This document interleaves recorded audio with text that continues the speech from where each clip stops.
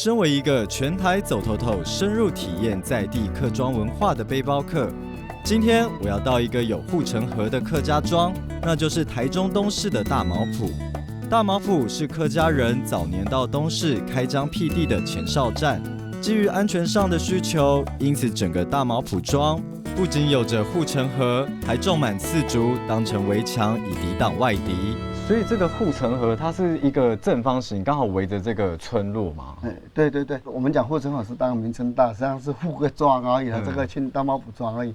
它是沿这个我们居住的房子的周遭挖一个大深的壕沟哈，里面除了水宽度够多是方以外呢，我们周遭都是种了刺竹。我们只有在南门跟西门这边有开个闸门，就是供居民是作息的时候到出入而已。还有闸门。对，等于说类似管制，他白天我们都去工作，都结伴出去嘛。晚上收工以后，大家都结伴回来。这个村庄是很有规划性的，从刚刚的那个巷子然后到现在这个护城河，还有刺竹，还有闸门，其实它都是有规划好的。为了做长久的打算，所以它除了房子结构的密集以外，你看我们的走的巷道里面都很小，对，还周遭还挖个护城河，就是长久在做的。邱老师说，大茅埔的建筑不仅注重安全，同时也希望移民至此的同乡能够安居乐业，因此也注重街道的风水。大茅埔它本身的方位，聚落的方位是这样，左边的龙边水是从那边来，所谓的水带财嘛，所以它这会南边会做一个弯曲嘛。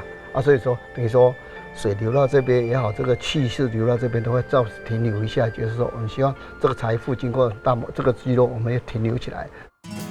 邱老师带我到不远处一个看似伯公庙的地方。